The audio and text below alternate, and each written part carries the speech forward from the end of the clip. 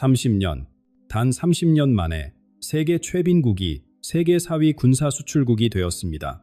이것은 기적이 아닙니다. 이것은 계산된 복수입니다.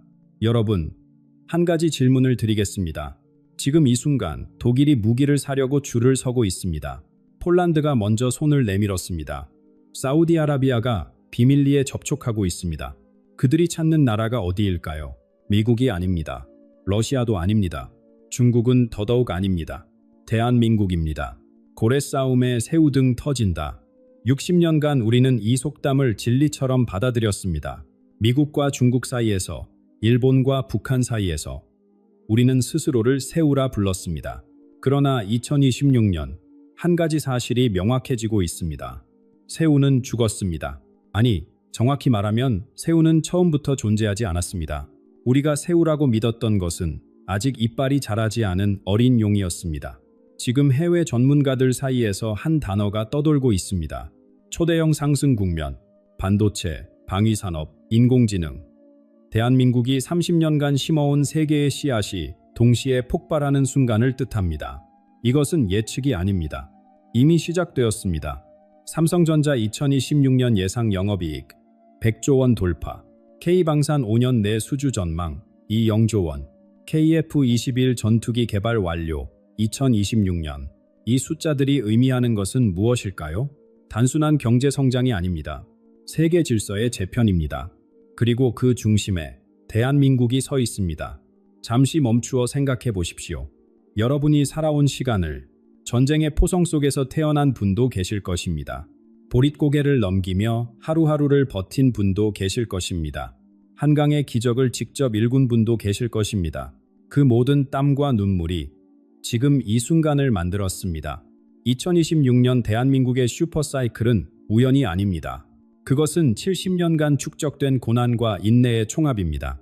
오늘 이 영상에서 저는 여러분께 세 가지를 보여드리겠습니다. 첫째, 왜 세계가 지금 대한민국의 반도체에 목을 메고 있는가? 둘째, 왜 유럽이 한국 무기를 사기 위해 줄을 서는가? 셋째, 왜 대한민국이 더 이상 지켜야 할 나라가 아니라 두려워해야 할 나라가 되었는가? 이것은 뉴스가 아닙니다. 이것은 역사의 전환점입니다. 그리고 여러분은 지금 그 전환점의 목격자가 되려 하고 있습니다. 그렇다면 이 거대한 변화의 첫 번째 축은 무엇일까요? 바로 반도체입니다. 눈에 보이지 않는 작은 칩 하나가 지금 세계 경제의 심장을 쥐고 있습니다. 그리고 그 심장 박동의 중심에 대한민국이 서 있습니다. 돌아보면 대한민국 반도체의 역사는 두 번의 큰 파도를 넘어왔습니다. 첫 번째 파도는 1990년대였습니다. 개인용 컴퓨터가 세상을 바꾸던 시절, 삼성은 믿기 어려운 결단을 내렸습니다. 경쟁사들이 불황에 투자를 줄일 때 오히려 공장을 늘렸습니다. 업계에서는 이를 치킨 게임이라 불렀습니다. 먼저 포기하는 쪽이 지는 게임. 삼성은 끝까지 버텼고 일본과 미국의 거인들이 하나둘 무릎을 꿇었습니다. 두 번째 파도는 2010년대 스마트폰 시대였습니다. 손안의 작은 컴퓨터가 전 세계인의 일상이 되었고 그 안에 들어가는 메모리 칩을 대한민국이 장악했습니다. 그리고 지금 제3의 파도가 밀려오고 있습니다. 인공지능입니다. 이번 파도는 이전과 차원이 다릅니다. 컴퓨터 한 대에 칩 몇 개가 들어가던 시대가 아닙니다. 인공지능 데이터 센터 하나를 운영하려면 수만 개의 고성능 칩이 필요합니다. 전 세계가 이 인프라를 구축하려 달려들고 있고 수요는 폭발적으로 증가하고 있습니다. 공급할 수 있는 나라는 손에 꼽습니다. 그리고 그 선두에 대한민국이 있습니다. 전문가들의 전망을 보십시오. 올해 삼성전자의 영업이익이 100조 원을 돌파할 것으로 예상됩니다. 한국 증시 코스피 지수가 300포인트를 넘어설 것이라는 분석도 나옵니다. 이것은 단순한 기업 실적이 아닙니다. 한 나라의 기술력이 세계 경제를 좌우하는 시대가 열리고 있다는 신호입니다.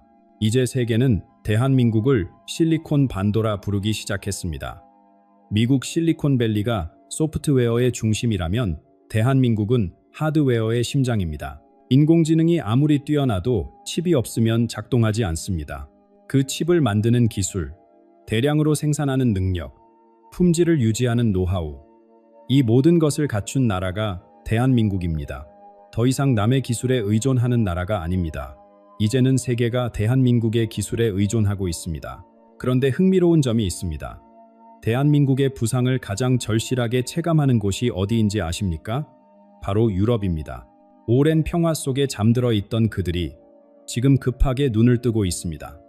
그리고 그들의 시선이 향하는 곳, 역시 대한민국입니다. 유럽은 오랜 꿈에서 깨어나고 있습니다. 냉전이 끝난 후 30년 동안 유럽은 평화가 영원할 것이라 믿었습니다.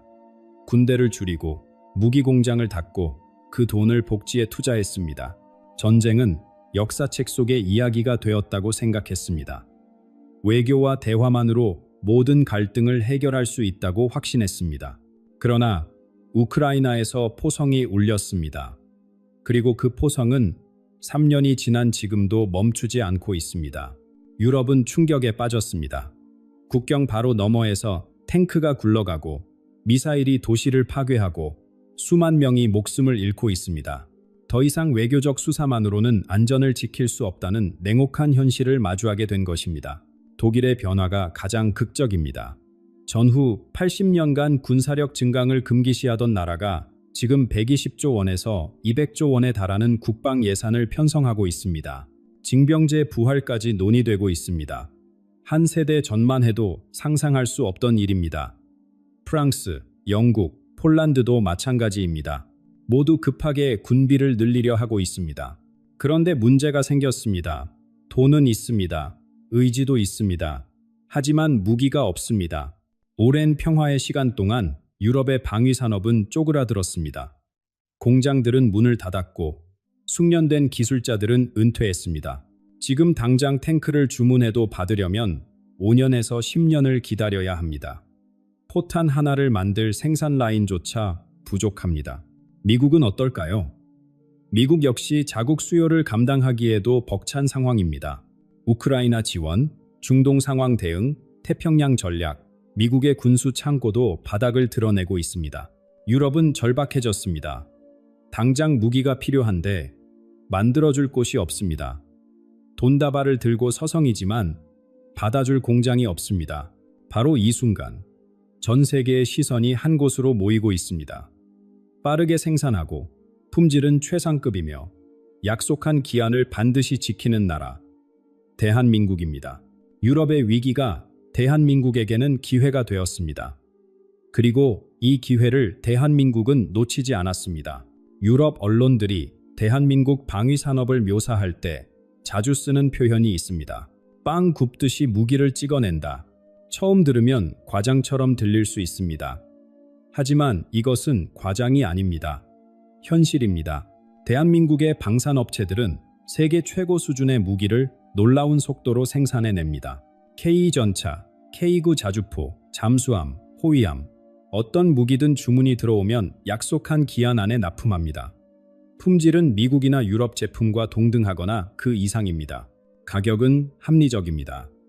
이 세 가지 조건을 동시에 충족하는 나라가 지구상에 몇이나 될까요? 불과 10년 전만 해도 세계는 한국 무기를 차선책으로 여겼습니다. 미국이나 독일 제품을 살 여유가 없을 때 고려하는 대안이었습니다. 하지만 지금은 상황이 완전히 바뀌었습니다. 폴란드가 K 전차와 K9 자주포를 대량 주문한 것은 돈이 없어서가 아닙니다.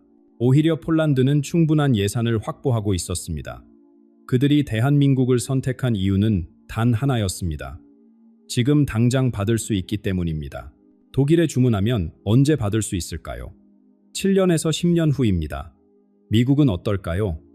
자국 물량도 감당하기 어려운 상황입니다. 러시아라는 위협이 코앞에 있는 나라에게 10년만 기다리라는 말은 아무런 의미가 없습니다. 대한민국만이 지금 드리겠습니다 라고 말할 수 있었습니다. 이것이 바로 대한민국이 더 이상 차선책이 아닌 첫 번째 선택이 된 이유입니다. 명품 브랜드처럼 대한민국 무기는 이제 신뢰와 품격의 상징이 되었습니다. 그리고 이 변화는 엄청난 경제적 흐름을 만들어내고 있습니다. 전문가들은 향후 5년간 약 2조 원 규모의 방산 수출이 이루어질 것으로 전망합니다. 이 자금은 단순히 기업의 이익으로 끝나지 않습니다. 대한민국의 기술 개발, 일자리 창출, 인프라 확충으로 이어집니다. 선순환의 바퀴가 돌기 시작한 것입니다. 하지만 대한민국 방산의 진정한 저력은 아직 다 드러나지 않았습니다. 지상과 해상을 넘어 이제 하늘까지 정복하려는 도전이 시작되었습니다. 대한민국 방산의 성공은 하루아침에 이루어진 것이 아닙니다. 지상에서 시작된 여정이었습니다. K2 흑표 전차는 세계 최고 수준의 기동력과 화력을 자랑합니다. 험준한 산악 지형에서도 적을 압도할 수 있도록 설계되었습니다. K9 자주포는 이미 전 세계 여러 나라의 포병대에서 활약하고 있습니다. 빠른 발사 속도, 정확한 명중률, 그리고 검증된 내구성, 이 무기들이 대한민국 방산의 명성을 세계에 알렸습니다. 지상의 성공에 안주하지 않았습니다. 바다로 눈을 돌렸습니다. 대한민국은 이제 세계적 수준의 잠수함을 건조합니다. 수천 톤급 잠수함이 조용히 바다 아래를 누비며 적의 움직임을 감시합니다. 이지스 구축함은 동시에 수백 개의 표적을 추적하고 요격할 수 있는 능력을 갖추고 있습니다. 한반도를 둘러싼 바다는 더 이상 위협의 통로가 아닙니다. 대한민국의 방패가 되었습니다. 그리고 올해 마지막 퍼즐 조각이 맞춰졌습니다. KF-21 보라매입니다. 대한민국이 독자 개발한 4.5세대 전투기. 저탐지 기능을 갖추고 초음속으로 하늘을 가르는 최첨단 전투기입니다. 개발 과정에서 단 한 건의 중대한 결함도 발생하지 않았습니다. 세계가 놀랐습니다. 초음속 전투기를 독자 개발할 수 있는 나라는 전 세계의 8손가락 안에 듭니다. 대한민국이 그 대열에 당당히 이름을 올린 것입니다. KF-21의 의미는 단순한 전투기 한 대를 넘어섭니다. 이제 대한민국은 완전한 방위 패키지를 제공할 수 있게 되었습니다. 지상의 전차와 자주포, 바다의 잠수함과 구축함, 그리고 하늘의 전투기. 한 나라의 전체 국방 시스템을 대한민국 하나가 공급할 수 있습니다.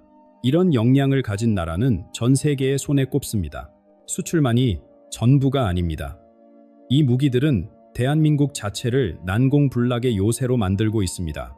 함부로 건드릴 수 없는 나라, 공격하면 감당할 수 없는 대가를 치르게 되는 나라. 그 억지력의 핵심에 무엇이 있는지 지금부터 살펴보겠습니다. 대한민국을 둘러싼 현실은 냉혹합니다. 북쪽에는 핵무장한 적대 세력이 있습니다. 동쪽과 서쪽에는 세계 최강대국들이 자리하고 있습니다. 작은 반도 위에 놓인 나라가 어떻게 이 위협 속에서 살아남을 수 있을까요? 대한민국의 대답은 명확합니다. 건드리면 감당할 수 없는 대가를 치르게 만드는 것입니다. 그 대답의 중심에 현무호가 있습니다. 세계는 이 미사일을 괴물이라 부릅니다. 탄두 무게만 8톤에 달합니다. 이 무게가 어느 정도인지 상상이 되십니까? 두꺼운 콘크리트 벽 100m를 뚫고 들어갈 수 있습니다. 지하 깊숙이 숨어있는 적의 벙커, 지휘부, 핵심 시설 어디든 도달하여 파괴할 수 있습니다. 현무호의 진정한 가치는 역설적인 데 있습니다. 핵무기가 아니라는 점입니다. 핵무기는 사용하는 순간 국제사회의 보복을 피할 수 없습니다. 핵을 쏘면 핵으로 돌아옵니다.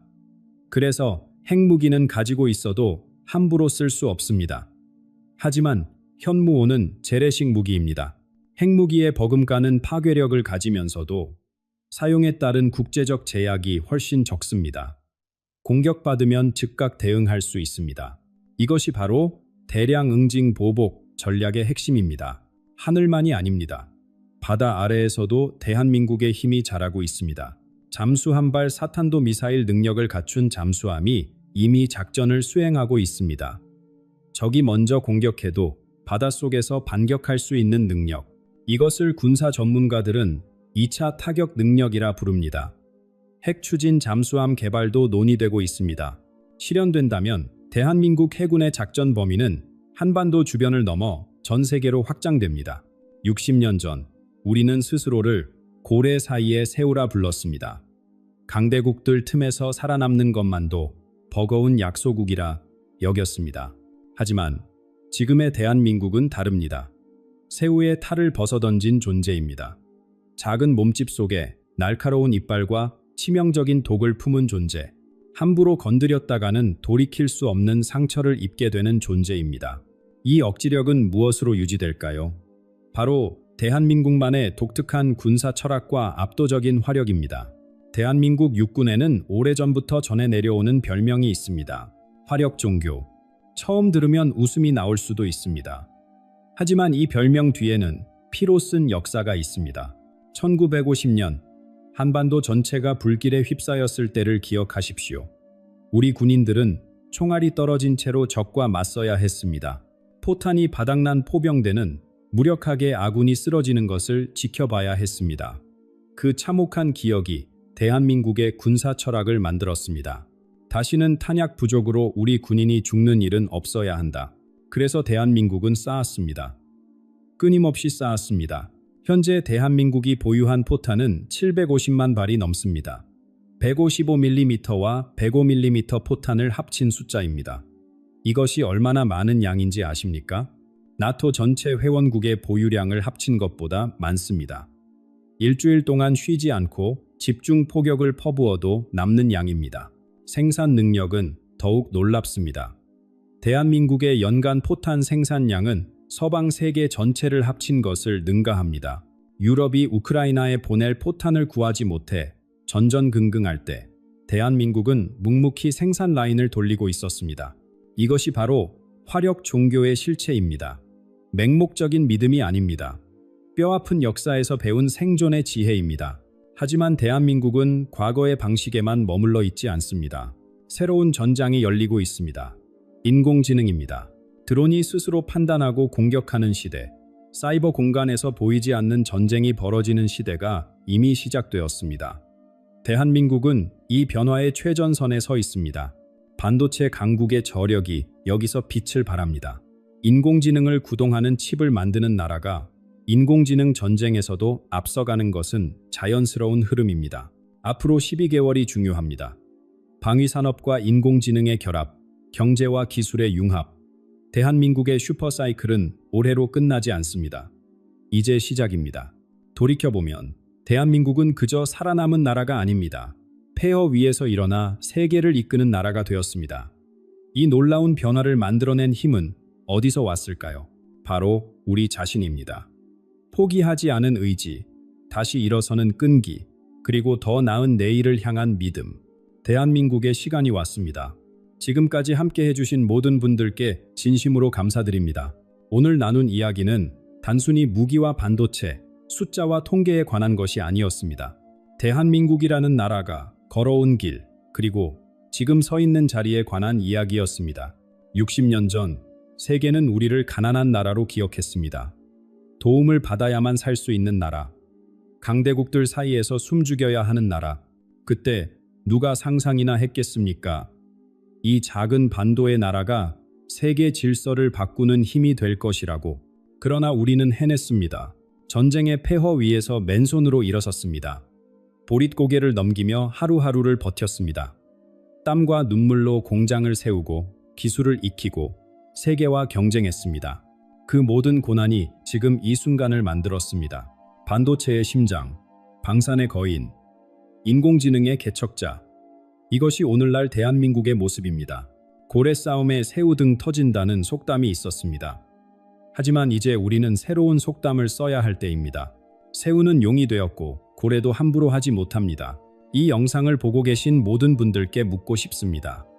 오늘 이야기가 어떻게 느껴지셨습니까? 대한민국의 미래에 어떤 기대를 품고 계십니까? 혹시 우리 세대가 겪어온 시련 중 가장 기억에 남는 순간이 있으시다면 댓글로 나누어 주십시오. 한 분 한 분의 이야기가 우리 모두에게 힘이 됩니다. 이 영상이 마음에 드셨다면 주변 분들과 나누어 주십시오. 희망은 나눌수록 커집니다. 구독과 좋아요, 알림 설정도 부탁드립니다. 다음 영상에서 또 뵙겠습니다.